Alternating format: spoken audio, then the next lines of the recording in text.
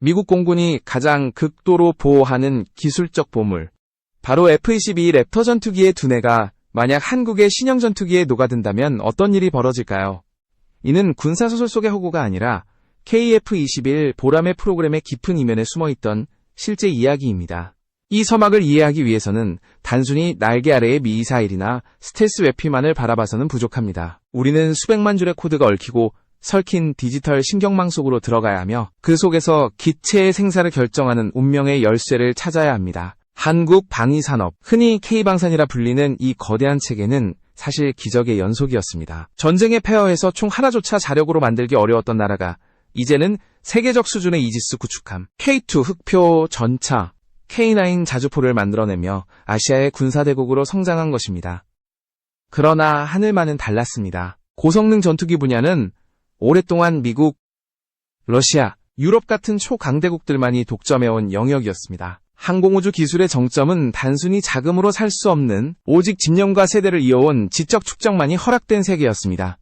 KF-21의 전신인 KF-X 프로젝트는 바로 이러한 불가능에 도전하기 위해 시작되었습니다. 자주적인 하늘, 스스로 지킬 수 있는 안보, 그리고 동맹의 그늘에 갇히지 않으려는 강렬한 열망이 그 출발점이었습니다. 그러나 열망을 현실로 만드는 길은 험난했습니다. 수많은 국가들이 도전했지만 실패했고 수십억 달러를 쏟아붓고도 결국 단 한 번도 날지 못한 프로젝트들이 산더미처럼 쌓여 있습니다. 한국이 뛰어든 길은 결코 순탄할 수 없는 길이었습니다. 진짜 난관은 기체 제작이나 부품 조립이 아니었습니다. 문제는 이 모든 요소를 하나의 유기적 전체로 통합하는 것이었습니다. 전투기의 영혼을 불어넣는 비행 제어 소프트웨어, 즉 플라이 바이 와이어 시스템이 바로 그 핵심이었습니다. 현대의 전투기는 단순한 철과 강철로 묶인 기계가 아닙니다. 그 자체가 날아다니는 슈퍼컴퓨터입니다. 조종사가 스틱을 움직이면 그 신호는 물리적 케이블이 아니라 전자신호로 중앙 컴퓨터에 전송되고 그곳에서 초당 수백만 번의 계산을 통해 가장 안전하고 최적화된 방식으로 날개와 꼬리를 움직이게 되는 것입니다. 이 소프트웨어의 완성도가 곧 전투기의 생존성을 좌우하는 시대가 도래한 것입니다. KF-21은 특히 쌍발 엔진이라는 구조적 도전을 선택했습니다. 출력 향상, 무장 탑재 여력 확대, 한쪽 엔진 고장 시 생존성 확보라는 장점은 분명했습니다. 그러나 동시에 양쪽 엔진의 추력을 완벽히 동기화해야 하는 악몽 같은 과제가 남았습니다. 추력에 아주 미세한 차이만 생겨도 항공기는 예기치 못한 회전을 일으키며 최악의 경우 스핀에 빠져 조종불능 상태가 될 수 있습니다. 이 문제를 해결하는 엔진 출력 제어 로직은 세계 항공산업에서 가장 철저히 보호되는 기술 비밀 중 하나였습니다. 한국 엔지니어들이 반드시 넘어야 할 거대한 벽이 바로 이곳에 있었던 것입니다. 이 거대한 장벽을 무너뜨리기 위해 한국은 한 사람을 불러왔습니다. 이름조차 생소할 수 있지만 미국 방산업계의 깊은 복도를 거닐던 이들은 결코 그를 모를 수 없는 인물, 바로 박시몽 박사였습니다. 그는 맥도넬 더글러스, 보잉, 레이시온, 그리고 록히드 마틴에서 핵심 소프트웨어 개발을 이끌었던 한국계 미국인으로 F-22 랩터 프로그램에서도 무기 제어 소프트웨어 팀을 지휘한 전설적인 인물이었습니다. 미국조차 동맹국에 수출을 금지한 전략 자산, 랩터의 두뇌를 다뤘던 그의 경험은 그 어떤 교과서에서도 배울 수 없는 실전의 보고였습니다. 그는 한국의 KF-X 프로젝트가 본격화되기 전 KAI 본사에서 운명적인 강연을 열었습니다. 주제는 다름 아닌 쌍발 엔진 제어 로직. 그는 그 복잡한 난제를 분석하며 잠재적 함정과 위험 요소, 그리고 무엇보다도 이를 해결하기 위한 전략적 접근법을 제시했습니다. 그것은 단순한 기술 조언이 아니었습니다. 마치 위대한 작곡가가 악보 전체를 건네주진 않지만 교향곡을 완성할 수 있는 화성과 구조의 원리를 전수하듯 그는 사고방식과 철학, 접근 방법론을 한국 엔지니어들에게 전달한 것입니다. 이 강연은 KF-21이 초창기부터 놀라운 안정성과 비행 성능을 보인 배경을 설명해 줍니다. 한국은 무에서 시작한 것이 아니었습니다. 세계 최강 전투기의 설계 철학을 지닌 지적 유산 위에 자주적 열망을 결합시킨 결과물이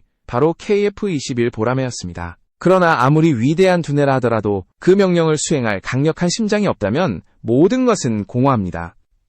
그 심장, 즉 메이드 인 코리아 엔진의 여정이 이제 막 시작되고 있었습니다. KF-21 보라매의 심장은 단순한 기계가 아니었습니다.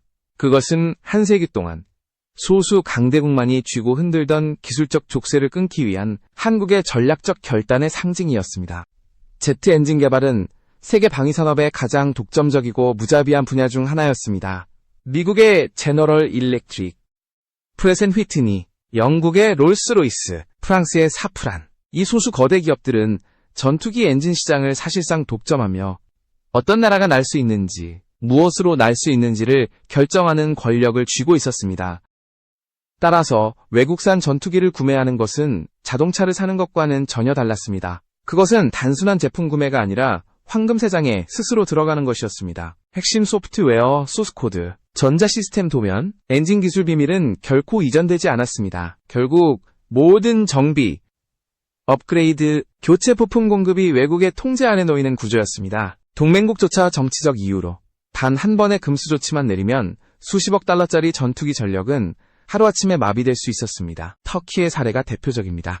나토의 핵심 회원국이었던 터키가 러시아제 S-400 방공 시스템을 도입하자 미국은 단숨에 터키를 F-35 프로그램에서 퇴출시켰습니다. 그 여파는 단순히 기회를 잃는 수준을 넘어섰습니다. 터키 산업계는 F-35 부품 900여 종을 생산하던 기반을 잃었고 프렛 앤 휘트니의 F-135 엔진 공급이 끊기면서 자체 스텔스 전투기 TFX 프로젝트는 수년간 교착 상태에 빠졌습니다. 동맹의 이름조차 터키를 구해주지 못했습니다. 인도 역시 예외가 아니었습니다. 프랑스제 라팔 전투기를 도입하면서 인도는 엔진 기술 이전을 강력히 요구했지만 프랑스는 단호히 거절했습니다. 전투기를 판매할 준비는 되어 있었지만 그 심장까지 내줄 의사는 없었습니다. 결과적으로 인도는 여전히 프랑스에 전적으로 의존할 수밖에 없었고 이는 군사 강국의 전략적 자율성을 크게 제약하는 족쇄로 남았습니다. 이러한 지정학적 현실 속에서 한국이 처한 상황은 훨씬 더 절박했습니다. 한반도는 세계에서 가장 뜨거운 전략적 단층선 위에 놓여 있으며 북한의 불확실성과 주변 강대국들의 경쟁 속에서 안보는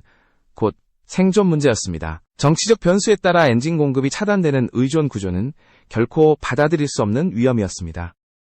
따라서 절대적 자율성은 선택이 아니라 생존의 필수 조건이 되었고 그 열쇠는 한국이 자체 엔진 기술을 확보하는 데 달려 있었습니다. 이 사명을 짊어진 주체는 한화 에어로스페이스였습니다.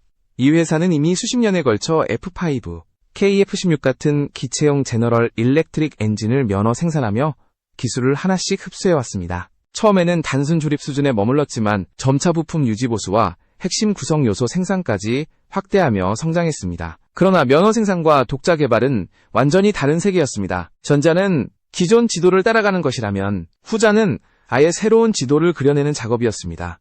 KF-21 프로그램을 계기로 한국은 드디어 두 번째 세계로 도약했습니다. 출력 2만 파운드급 쌍발제트 엔진. 완전히 자국 설계와 제작으로 추진하는 프로젝트에 착수한 것입니다.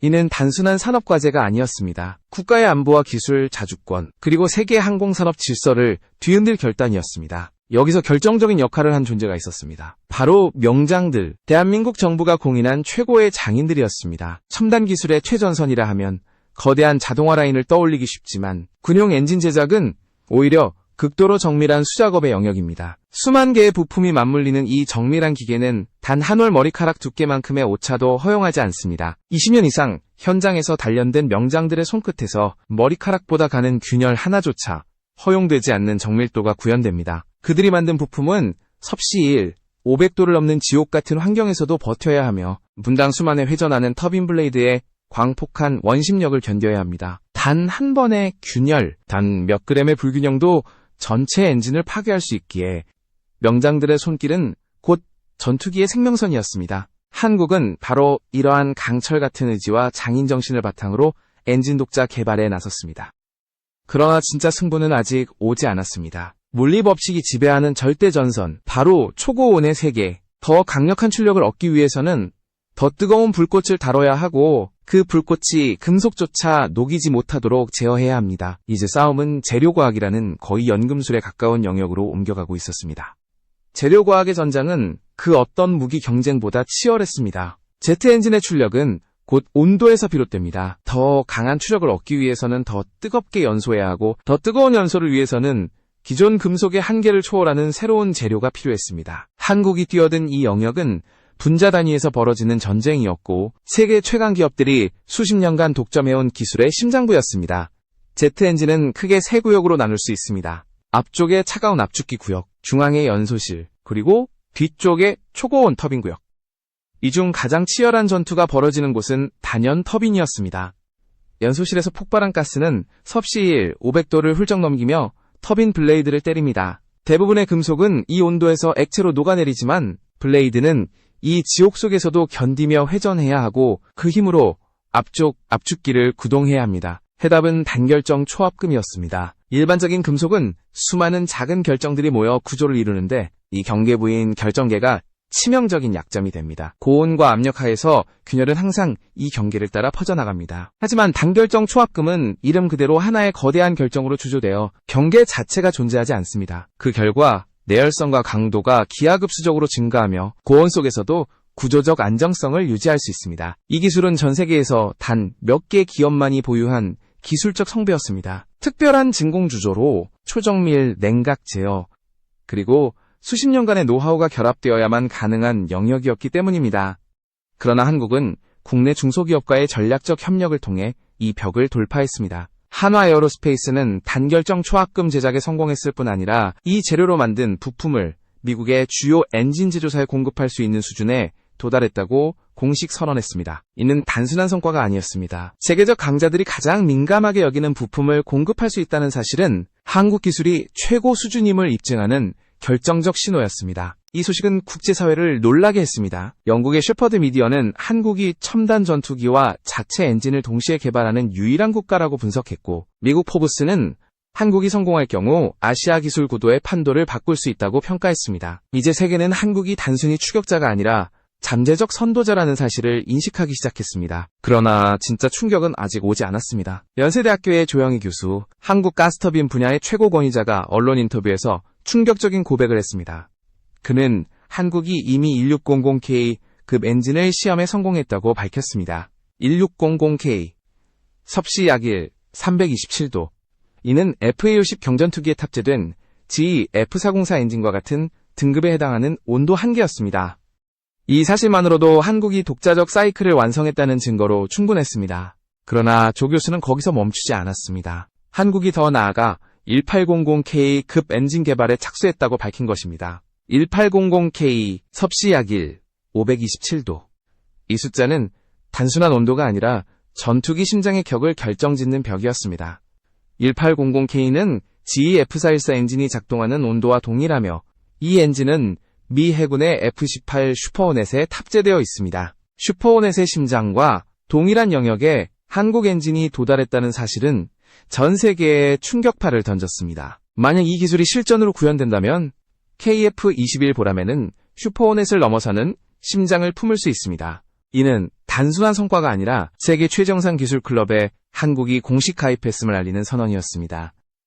더 이상 배우는 자가 아니라 경쟁하는 자로서 말입니다. 조 교수의 발언은 곧 전 세계 항공업계에 지진과 같은 반응을 불러일으켰습니다. 그러나 질문은 남았습니다. 엔지니어들은 어떻게 그 지옥 같은 온도를 길들일 수 있었을까요? 단결정 초합금만으로는 부족했습니다. 금속은 견딜 수 있어도 효율성과 수명은 보장되지 않았습니다. 비밀은 재료가 아니라 설계에 있었습니다. 바로 터빈 냉각 기술이라는 엔진 설계의 예술에 가까운 영역이었습니다. 터빈 냉각 기술은 전투기 엔진의 진정한 마스터피스라 불립니다. 단결정 초합금이 갑옷이라면 냉각 기술은 그 갑옷을 내부에서 지켜주는 보이지 않는 생명선입니다. 섭씨 800도의 불길이 몰아치는 초고온 영역에서 블레이드가 살아남을 수 있는 비결은 바로 이 냉각 구조에 달려 있습니다. 세계 최정상 엔진 제작사들은 두 가지 핵심 기술을 개발해왔습니다. 첫 번째는 내부 대류 냉각입니다. 터빈 블레이드를 단단한 금속 덩어리로 보는 것이 아니라 마치 인체의 혈관처럼 미세한 통로가 얽힌 속이 빈 구조로 설계하는 것입니다. 압축기에서 뽑아낸 비교적 차가운 공기가 블레이드 내부로 주입되어 초미세 채널을 통과하면서 벽의 열을 흡수합니다. 이 과정에서 블레이드 내부는 끊임없이 식혀지며 뜨거운 금속이 스스로 녹아내리는 것을 막아냅니다. 두 번째는 필름 냉각입니다. 블레이드 내부를 순환한 공기 중 일부는 표면의 미세 구멍을 통해 분출됩니다. 이 구멍들은 레이저로 뚫린 수백 개의 미세 통로로 공기가 빠져나오며 블레이드 전체를 감싸는 얇은 보호막, 즉 냉각 필름을 형성합니다. 이 보이지 않는 차가운 공기막이 초고온 가스와 금속 표면을 분리시켜 마치 보이지 않는 방패처럼 작동하는 것입니다. 이 두 가지 기술을 동시에 완벽히 구현한다는 것은 곧 세계 최정상 수준에 도달했음을 의미합니다. 하지만 아는 것과 실제 구현하는 것은 전혀 다른 차원이었습니다. 수십 년간 이 냉각 구조는 설계자들의 상상 속에서만 존재했습니다. 현실의 제조 기술로는 그 복잡한 내부 구조를 만들어낼 수 없었기 때문입니다. 기존 방식은 인베스트먼트 주조라 불리는 공정이었습니다. 세라믹 코어를 만들어 그 위에 합금을 부어 굳히는 방식이었는데 이 과정으로는 지나치게 복잡한 내부 구조를 구현할 수 없었습니다. 채널이 너무 얽히고 복잡하면 굳힌 뒤 세라믹을 꺼낼 방법이 없었기 때문입니다. 이 한계 때문에 엔지니어들은 수많은 아이디어를 컴퓨터 설계로만 남겨야 했습니다. 그러나 혁신이 다가왔습니다. 바로 금속 3D 프린팅, 즉 적층 제조 기술이었습니다. 초미세 금속 분말을 한 층 한 층 쌓아 올리고 고에너지 레이저로 소결해 부품을 만드는 방식입니다. 이 공정은 기존 주조로는 절대 구현할 수 없던 내부 구조를 가능하게 했습니다.